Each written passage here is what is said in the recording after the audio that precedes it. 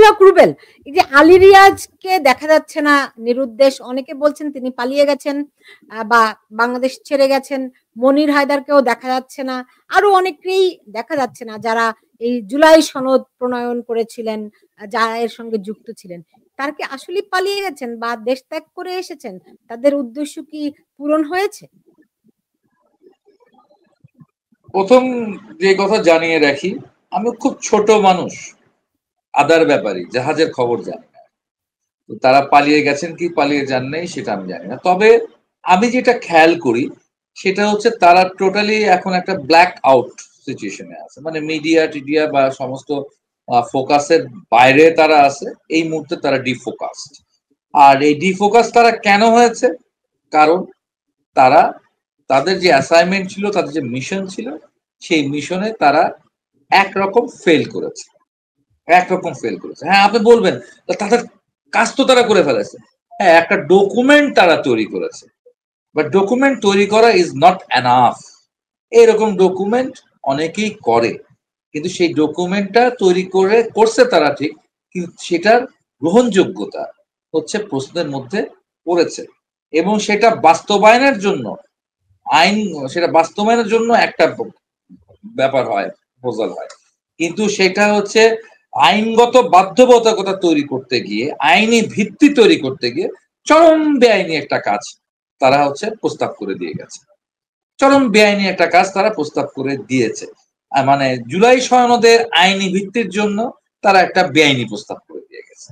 এবং এই বেআইনি প্রস্তাব করে দেওয়ার মধ্য দিয়ে এবং প্রতারণা করার মধ্য দিয়ে তারা হচ্ছে মানুষের আস্থার জায়গাটা যেটুকুন ছিল সেটুকুন তারা হারিয়েছে। হারানোর কারণে হয়তো জনসম্মুখে, হয়তো প্রেসের সামনে, মিডিয়ার সামনে এই মুহূর্তে তাদেরকে দেখা যাচ্ছে না। তাদের অবস্থান দেশে না বিদেশে আমি সেটা ব্যাপারে কিন্তু আমার কাছে কোনো তথ্য নেই, ফলে আমি সে ব্যাপারে মন্তব্যটা করছি না। তবে এটুকু করছি, তারা লজ্জায় হোক বা নানা কারণে হোক, আপাতত মিডিয়া তাদেরকে একটু ডিফোকাস করে রেখেছে।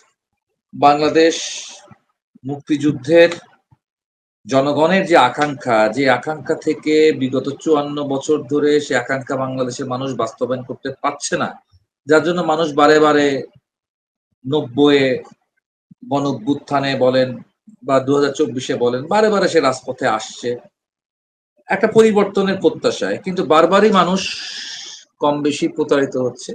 এইবার প্রতারণার পরিমাণটা হচ্ছে অতীতের যে কোনো সময়ের চেয়ে অনেক বেশি হয়ে দাঁড়াচ্ছে।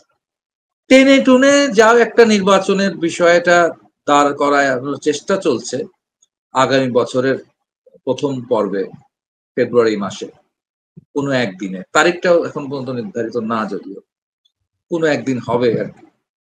এবং সেটাকে স্পেসিফিক করা হয় এইভাবে যে রোজার মাসের আগে, রোজার মাস শুরু হওয়ার আগে হবে।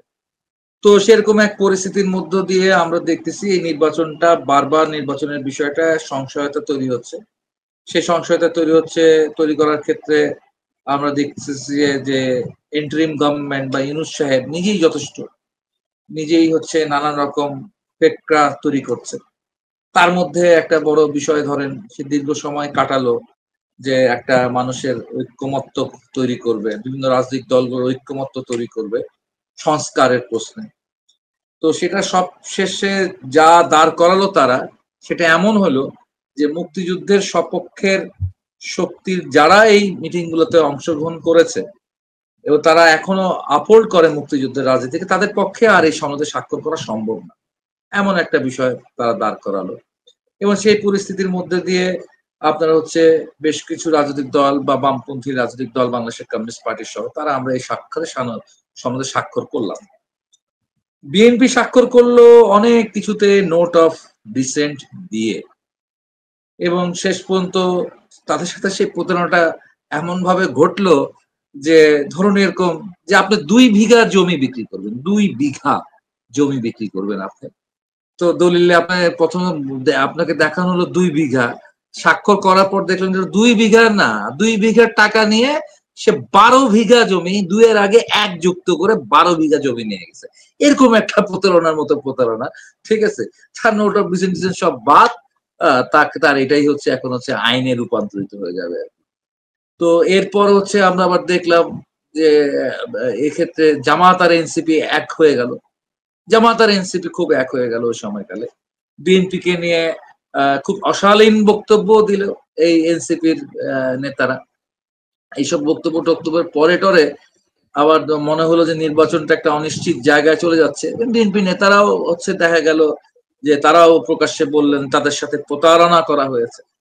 তো এরপর আবার দেখলাম যে বিএনপি 237টি আসনে সে তার হচ্ছে মনোনয়ন ঘোষণা করলো এবং সে বাকি 63টা বিভিন্ন তাদের সাথে যারা যুগপৎ আন্দোলন করেছিল বিভিন্ন সময় তাদেরকে তারা বাকি 63টা আসন দিয়ে দিবে আর কি, গণতন্ত্র মঞ্চ বা তার বাইরে গণ অধিকার পরিষদ বা এনসিপি ইত্যাদি, তো তাদেরকে তারা দিবে। তো সেটা দেওয়ার পর আমরা দেখলাম যে দুই একদিন একটু ইলেকশনের একটা ভাইবের মতো তৈরি হলো। হ্যাঁ, এবার মনে হয় ইলেকশন হচ্ছে, যেহেতু বিএনপি তার হচ্ছে গিয়ে নমিনেশন ঘোষণা করছে।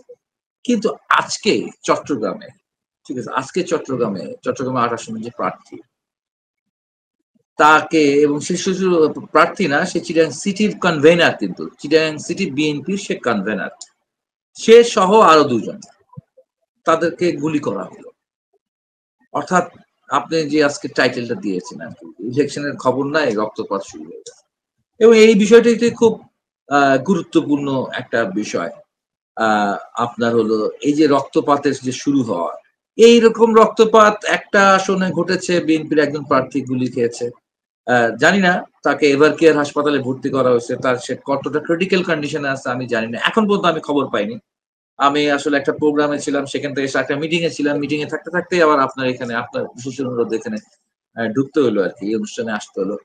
তো সেই ক্ষেত্রে আমি খবর রাখি নাই তারপরে কি আপডেট, সেখানে কেউ মারা গেল কিনা বা কি 2 জনের অবস্থা কষ্ট গুরুতর তাও আমি জানি না।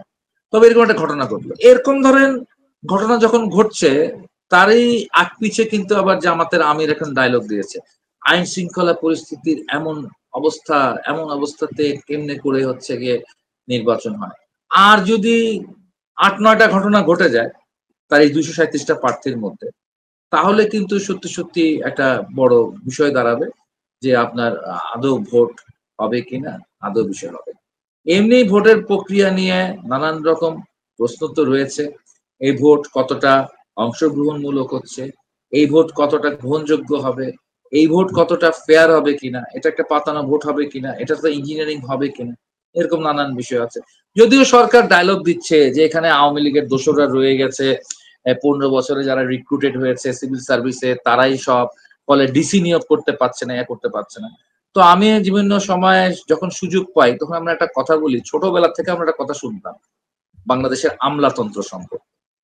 এটা হচ্ছে যে টাকার মধ্যে যেখানে লেখা থাকে, চাহিবা মাত্র ইহার বাহককে দিতে বাধ্য থাকিবে। অর্থাৎ আমলাতন্ত্রের বৈশিষ্ট্যই এরকম, এবং আমরা নিজের জীবনে দেখেছি, আমাদের বন্ধু বান্ধব বা ছোট ভাই বড় ভাইদের ক্ষেত্রে দেখেছি, সে যেই রাজনৈতিক মতাদর্শের লোক হোক না কেন, সে যখন আমলা হয়ে যায় তখন তার উপরে যে রাষ্ট্র বা সরকার যে থাকে, সরকারের সে তলবিবাহক হয়ে যায়। সে প্রগতিশীল মানুষ, কিন্তু দেখা যায় সে একটা প্রতিক্রিয়াশীল মন্ত্রীর তলবিবাহক হয়ে যায়। আবার কখনো কখনো প্রতিক্রিয়াশীলদেরকে দেখেছি বিগত বছর, আমার আত্মীয় স্বজনের মধ্যে দেখেছি জামাত করা লোকজন বেশ মন্ত্রী হচ্ছে, আওয়ামী লীগের মন্ত্রীর খুব ঘনিষ্ঠ অবস্থায় তারা ছিল, এবং তারা তারা আবার এখন সাফার করতেছে, তাদের অরিজিন কিন্তু জামাতের বা শিবির করা লোক, কিন্তু তারা হচ্ছে সিভিল সার্ভিসে ছিল না, এবং সেই সময় আওয়ামী লীগের সাথে তারা করেছেন, এবং এই মুহূর্তে তারা আবার কেউ কেউ ওএসডি হয়ে আছে, কেউ কেউ এটা ডিমোশন হয়েছে, বা কেউ রিটায়ার করে ফেলেছে, চাকরি ছেড়ে দিছে, এরকমও আছে আর কি। প্রতিক্রিয়াশীল মানুষও আবার অনেক সময় দেখা যায় যে হলো মানে চাকরির খাতিরে সে হচ্ছে সরকারের পা চাটে।